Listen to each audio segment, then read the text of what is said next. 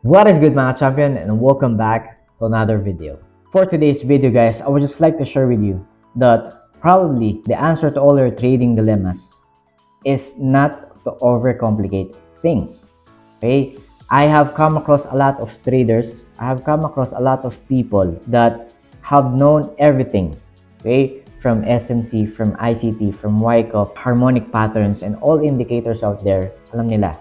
But again, they are still not yet profitable. You see, the goal as a trader is not to predict and trade every move. Okay? If that is your goal, most probably you will be having a hard time. The goal of a trader is simply to trade based on satisfying your own system rules. So the first thing you would have to understand is what are your rules. Every time I ask someone or aspiring trader or lalo na yung mga intermediate, I always ask them, what is your system rules? Okay? If it satisfies your system rules, regardless if that is opposing the system of the other, okay, that doesn't mean you are wrong. That doesn't mean one system is better than the other. The point here is, sometimes my system rules doesn't align to other traders' system rules. Okay?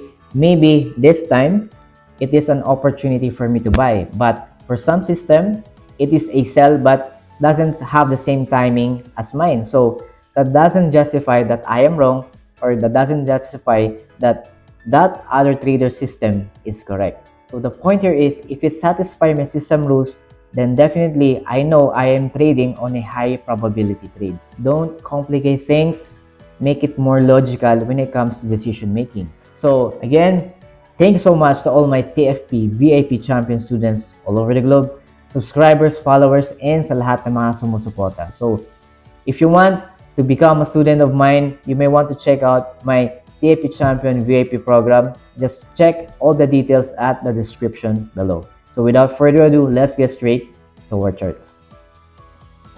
Alright, so again, our topic for today is not to complicate things. It is simply knowing what are your system rules. Sabi ko nga, no, maraming traders ngayon masyadong na-obsess sa mga advanced stuff. Okay? FBGs, SMC, ICTs. Again, you can binge watch everything, but I have known a lot of people, they're still struggling using that system. Why? They don't use common sense. They don't use logical reasoning. Why are they taking the trade? Okay? And a lot of them are just guessing their entries. Okay? Because probably that system says so. So again, I'm not saying this TFP wire system is the best, but that I'm just showing it a simple system na to, you can really earn and start making money. Okay? Right? So again, how am I going to tackle itong trade na to? Okay? So sabi nga natin, it's all about simplicity and logical reasoning. So, based on market structure, we all know at a glance, di ba? Alam natin that the market is in a consolidation phase. Di ba? Most probably, meron kang equal highs, equal lows. So, nasa ngayon yung price? The price is currently in between those equal lows and equal highs. So, ngayon, anong sunod mong gagawin? Now you know the market structure. You have to know the current trend. You have to know the current trend nung alin? Nung current price. For you to have a logical reasoning, where are you going to make a buy or short position? Okay? So again, obviously, market now, kita naman natin, diba? Market now is on a downtrend at this group of trend, diba? So again, downtrend yan. Why? Meron kang high, meron kang low, lower high, and lower low, because nabasag mo to. Nevertheless, you have to understand there are also structures saan? Sa kaliwa, diba? So again, you still have to consider the past historical data when it comes to your analysis. Bakit? It will provide you more clues and information supporting your analysis. Okay? Hindi pwedeng nagde-decide ka lang, lalo na yung mga short-term traders, they're only deciding because yun lang yung nakikita nila doon sa smaller time frame. Again, you have to utilize multi-time frame analysis. Why? You have to see the bigger picture prior you going down sa mas mababang time frame. Prior you going down sa mas mababang time frame. That is the logical reasoning why we have to understand top-down analysis, which I always emphasize every time I do technical analysis. So ngayon, Alam mo na downtrend. So ngayon, ipasok mo sa kokote mo, downtrend. Okay? Is it wise to buy or to sell? Okay? So ngayon, ang tanong, kung pababa ang presyo, tagalugin natin. Kung bagsak ang presyo, are you willing to sell or buy? Diba? As an individual, okay, using just common sense, pag bagsak ang presyo, it is wise na bilhin mo yon. Okay? Bakit? You don't want to buy something na mahal, di ba? Logically or economically or being practical, di ba? So we want always a discount. We want always a price that is cheaper as a buyer. So, same goes for selling. Bakit mo ibebenta kung saan bagsak ang presyo? Okay? You, for example, as a supplier, di ba? Lugi ka. So, again, you have to understand common sense when it comes to decision making. So, ngayon, bagsak ang presyo, meaning, instead na selling ang hanapin ko, okay, on this current opportunity, why not I look for a buy opportunity? So, ngayon, dyan mo na i-incorporate yung mga major confluences mo such as support and resistance. So, again, when it comes to a buyer perspective, di ba? Ibig sabihin yan, you will only buy when you are at a significant level of support. So, which means, ang gagawin ko, since dead end ngayon to, I have to look for a significant support sa past historical data, which, nasa ng market ngayon, I am still in between. Bakit? Kung ipa-plot ko yung aking support level, di ba? Nasaan yan? Tandaan natin, on a bigger scale, we are on a consolidation phase, meaning there's no clear or trending market as of now, but nevertheless, I may have an opportunity dahil I am now heading towards saan? I am now heading towards sa aking support level. So which means I can plot my support level knowing that I have multiple reactions from the past. Diba? Itong level na yan. This is a significant level of support as a retail trader. So ibig sabihin, okay, may reaction ako dito, may reaction ako dito, may reaction ako dito, and may reaction ako dito. That justifies that I am heading towards a significant level of support. So, ito yung support level ko. And we all know, okay, mapa beginner man, advanced or intermediate or advanced, okay, mapa aspiring man, beginner, intermediate or advanced, we all know that this is a support level for ano? For buyers. Okay? So, this is a support level and tandaan nyo, the more na nag-a-align yung market pababa sa support, the more na it's giving you a logical reasoning para ano? Para bumili. Okay? So, iba yung usapin na am I trading long term or short term? Tandaan nyo, currently, I am on a 4 hours time frame, which means I am looking for a short term move. Short term trade lang. I don't expect the market na mag-skyrocket yan hanggang dun. Diba? So, no, doesn't make sense. Tandaan nyo, we are bound for some limitations. Kaya nga, dyan papasok yung mga confluences. So, again, another confluence is magdagdag ka ng ano, resistance. So, para aware ka, nasan ka sa bigger scale when it comes to higher time frame. Diba? Resistance. Okay? So, sa point na to, alam natin that the current market is right here, heading towards support. So, but that doesn't mean that I'm going to buy now. Bakit? I have to wait for the market to go to my support for me to buy. Okay? But tandaan nyo, we will still have to look for confirmations. Kasi bakit? Diyan magmamatter yung inyong rules. Kaya sabi ko, if you don't have system, then probably you will be losing the trade kasi you don't follow any rules. Rules for you to win a specific trade. Okay? So ngayon, another confluence is meron kang trend line resistance.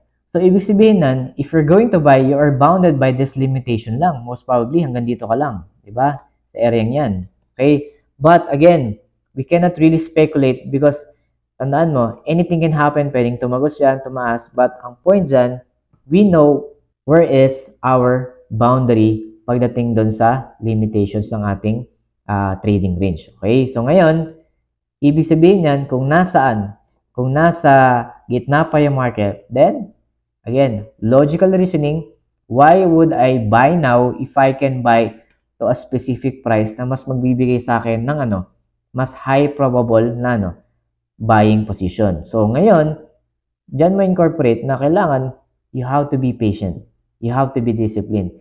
Sabi nga, goal as a trader is not to trade every move. Hindi mo naman kailangan, sir, pwede ko bang i-trade tong gap? Pwede naman. But again, ano yung mas magbibigay sa'yo ng mas logical and mas high probability of trading position?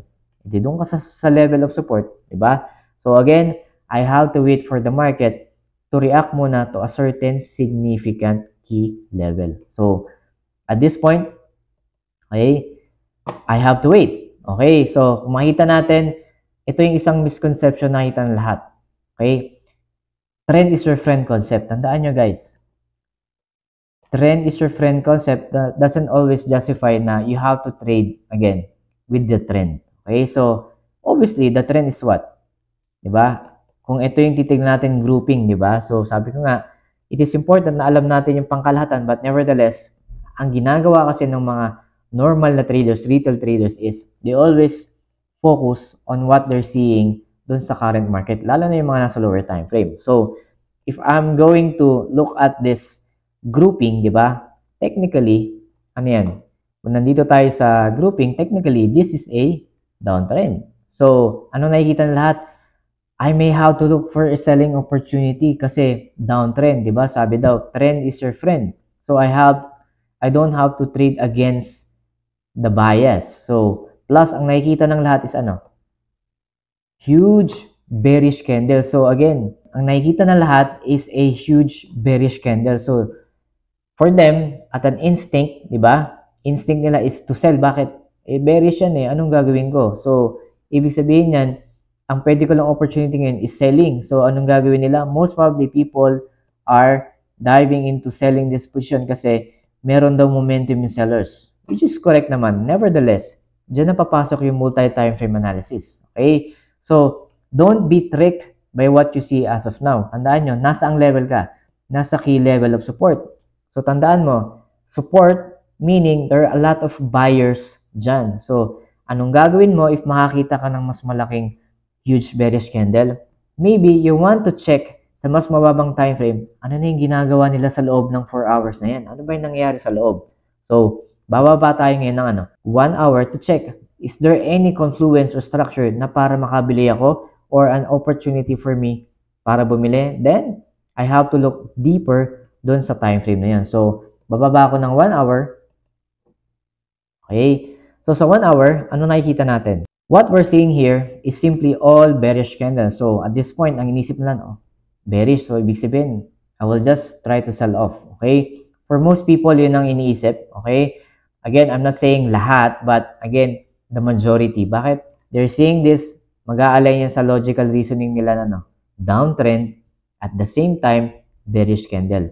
Little did they know, the level that they are sitting is simply level of buyers. So, ngayon, in order to justify yung aking opportunity na makabili, I have to break something. I have to break or oppose something, di ba? So, as a buyer, I simply want to break through yung mga sellers, di ba? Kasi it's all about momentum change. So, ngayon, ang momentum pababa. However, if I'm going to sell, binabangga ko ngayon yung mga level of buyers. So, simply, I don't want to trading against the wall, di ba? So sabi nga natin, I am now at a friction of buyers. Bakit? I am on a key level of support. So ang gagawin ko is to make a logical point of view or a rule wherein I have to do something for me to dominate as a buyer. So simply, I will just plot my highs.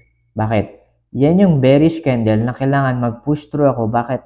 As a buyer, I want to break through this momentum of sellers. Okay? So, as simple as that, just by knowing na this bearish candle can make a big difference if mabasag ko yan as a buyer, di ba? So, hanggat hindi na babasag yan, then, which means, I just have to break through this big friction of buyers. Tandaan nyo, we are at a level of significant support and higher time frame. So, again, ngayon, ang goal ko, if I'm going to buy, I just have to break through of this bearish candle. This simple logic can really make a difference. Bakit? It would show you na if mabasag mo yan, momentum of buyers are there. So, Check natin ano nangyari. Okay? So at this point, nagkaroon ng initial reaction dun sa same level of acting as resistance dahil yun yung highest wick of the prior candle. So which means, tinest yun ng current candle pero nag-fail. So ibig sabihin, there are still momentum ng sellers. So ibig sabihin yan, logically, I don't have reason yet para mag-trade. Okay? So anong gagawin ko ngayon? Then, there comes the patience. Sabi nga, di ba? Trading is all about 10% execution and 90%, di ba? Waiting. So, ang goal natin dyan is simply to wait. Bakit? We have our own rules. So, ngayon, in terms of structure, di ba? Confluences, ngayon, it doesn't make sense na bumili ako at the same time, walang nasasatisfy na system rules. So, ibig sabihin yan, I don't have to trade yet. Okay? Tandaan mo, ang goal natin to trade your rules to satisfy your rules. So, anong gawin ko next? Just wait. Okay? So, what happens here? Okay? Kung makita nyo, there's a breakout. Meaning, nabasag ko yung momentum ng sellers coming from this past historical highs nung bearish candle. So, which means I have broken through that specific level of significance dito sa time frame na to. So, anong gagawin ko? Okay, this means I have now an opportunity bumili, but again, entry-wise, I didn't satisfy any of my confirmation yet. So, that means meron lang akong isang confluence, which is, okay, one part, I have broke through what I want. So, ibig sabihin niyan, I am closer to having that buying opportunity. So, again, anong gagawin ko? Wait. And sabi ko nga, wala akong makitang logical structure for me to satisfy yung rule. Diba? Sabi natin, as a buyer, diba? Kung tayo ay buyer, we must be above horizontal support. We must be above counter trend line broken resistance.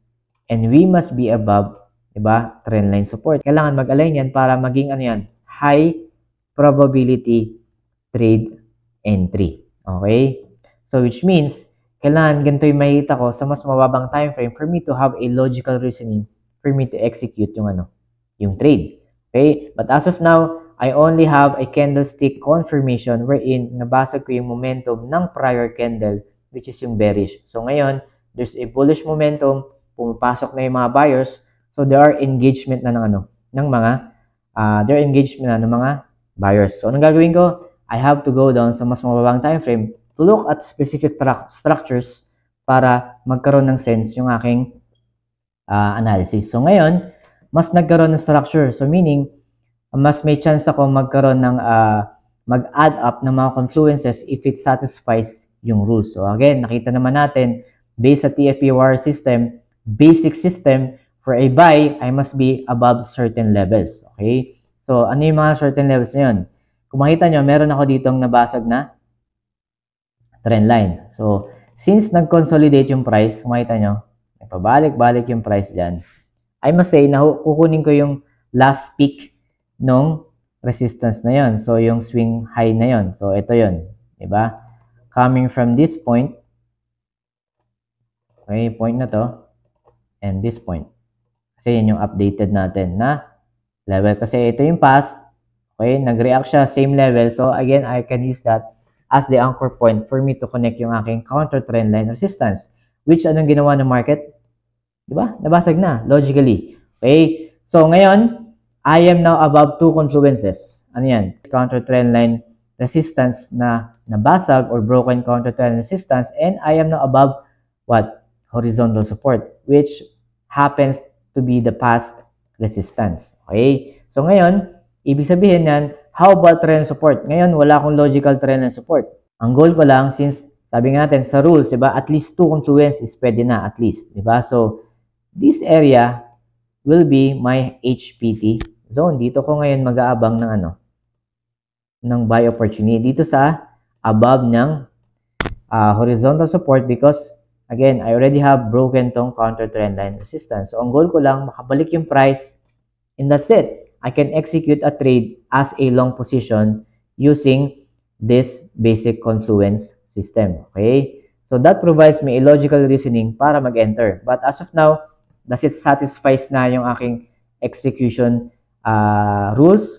For confluences, yes. But for entry, hindi pa dahil I have to wait for the correction, pullback, or retracement ng market as a buy opportunity. Tandaan mo, common sense.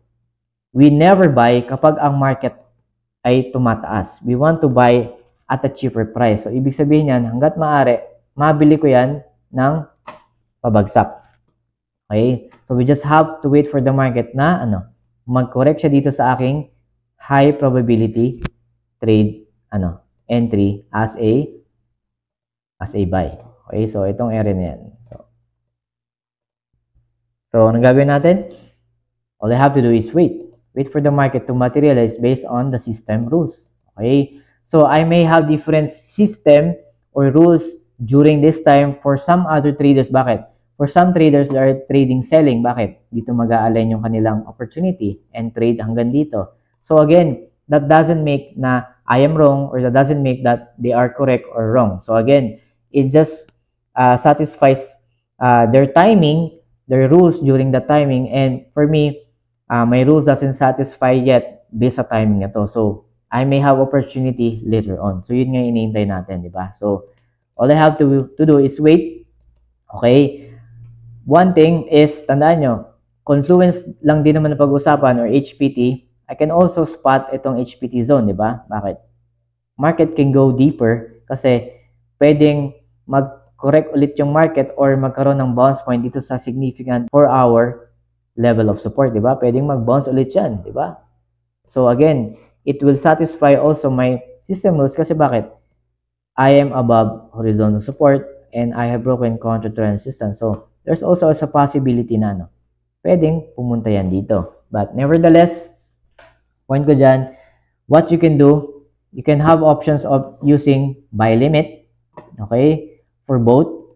Pwede ka malagay ng buy. Ibig sabihin, 1:3, risk to reward, okay, or dito rin, pwede ka din mag-set ng buy limit as long as it satisfies and alam mo naman yung risk appetite mo when it comes to risk. Okay, so again, you can use this as what? As a setup using just a simple 1:3 risk to reward ratio for a buy setup or as a trade. Tandaan mo, pwedeng i-extend mo yung stop loss or here depending on your rules. Okay, so if ever ganyan setup, naka-buy limit ako, I can also have an option na magkaroon ng conservative way of entry using, di ba, pag nag-react dito. So, if I could wait for the market, mag-react dyan and have a bullish candle, then I will use market execution right after nung bullish candlestick na yan. So, this is just another option. Okay, so you have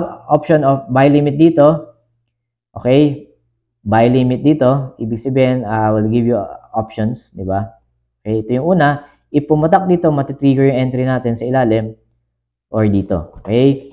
Example, I have two options. Parehong buy limit. Ibig sabihin, nakaabang na ako. It's pending limit order. Ibig sabihin yan is, hinihintay ko na lang matrigger yung entry ko dito sa level yan. Kasi bakit? Based on confluence ko and aking system rules, high likely market will go here if I am correct. If I am wrong, then I am wrong. Okay, that's how we learn sa market. Okay, nevertheless, all we have to do is wait for the market, gawin yung dapat niyang gawin for us to justify our analysis. Okay. Okay, so at this point, if naka-buy limit ako, na-trigger na ako. Okay, that's one option. Again, market price can also go deeper, triggering yung another buy limit. So, I may have lose the trade itong una. Okay? But nevertheless, ang point dito is, I can also use a conservative way of entry. Diba? Kung conservative way, since nakakita na ako ng buying pressure candle, I may use market execution from this setup. Example, I will enter here and using just 1:3 risk to reward ratio. Ayan, example yan. And then, let the market play out. I may lose the trade or win the trade. Ang point dyan is, if I know it satisfies my rules, then I will just have to stick with it. Okay? Whatever happens, I can learn something from any trade na gagawin ko. Okay? So, let's see what happens. Okay? At this point, tumaas yung market, meaning I'm currently winning for both trades. If naka-buy limit man ako or market execution. Okay? So, check na natin what happens. See? As simple as that, short-term trade, okay, using a minimal less grid target of 1:3 risk-reward ratio, I already have to profit from this simple move. Diba? Hanggang dyan. So, ibig sabihin yan, I just use logically yung reasoning that I need to buy kapag ang market bumabagsak. So, it means it's getting cheaper and it provides me a discounted price as a buy. Nevertheless, I also decided because it satisfies my system rules. Okay? I don't make things complicated na kailangan magkaroon pa ng kung ano-anong indicators ang ilalagay ko. Again, I'm not saying na mali yun. Ang point ko dyan, the simpler the better because you want your decision making to be as clear as crystal, di ba? So, hindi mo kailangan ng mga kung ano-anong factors that would affect, number one, psychological. Pangalawa, yung reasoning mo na, teka, tama ba 'tong ginagawa? Kasi it will give you or it will bring you doubt pagka marami kang factors na dinadagdag. Tandaan nyo, if you really want to taste something, di ba? Don't put more salt, don't put more pepper, or don't put more chili onto something that would change yung gusto mong mangyari. Okay? Or yung gusto mong matikman. So, ito, I just went for a long position kasi bakit? Sa 4 hours, pabagsak siya, it's a discount. Plus, nasan? Naka-align yun sa key significant level support. That provides me a logical reasoning. Baka pwede akong bumili. So, anong ginawa ko? I just satisfied my system rules. Hence, I win this trade logically. So, again, the trick here is not knowing every part of the move. It's not to predict the move. It is to know logically ano ba yung rules mo. If it satisfies, then go trade it. If it doesn't satisfy, observe ka muna. Alright? So, I hope may natutunan naman kayo, guys. The secret to a successful winning trade is logical reasoning, simplicity, and also patience. Okay? So, again, everything is of the right timing. Alright? So this is just a short tutorial video showing you that you don't have to know everything. A good basic foundation can really go a long way while you are transitioning to knowing all this advanced stuff, right? So again, thank you so much to all my TFP VIP champion students all over the globe, subscribers, followers, and sa lahat ng sumusuporta. So, God bless. That will be it for today. Thank you so much. Bye-bye. So, I just want to inform and announce that our TFE VIP Champion Student private Discord community is already up. And yeah, here we have several channels wherein we share our technical trading ideas among each other. And of course, we also have our weekly trade ideas para sa ating mga weekly forecast para sa mga currency pairs. And some announcement section. And of course, since tayo ay global, of course, we have other students as well na galing sa mga ibang bansa overseas. So, we introduce ourselves and introduce kung saan tayo galing, sa bansa tayo ngayon, OFW man o hindi. But nevertheless, this is a healthy community para mag-share ng mga trading ideas para sa inyo guys. And hopefully, I will be putting up a server publicly para sa mga baguhan naman and those mga followers and subscribers natin. Alright? So, yeah, this is just a minor announcement and hopefully guys, you can join us and make this community grow lalo na sa ating mga estudyante nag-aaral. Alright guys, so mga baguhan pa lang. But nevertheless, everyone here wants to learn, wants to make profit from the market. But as much as possible, we're all equal in the eyes of the market. Alright guys, so that would be it. So yun lang and thank you very much. Alright, bye-bye.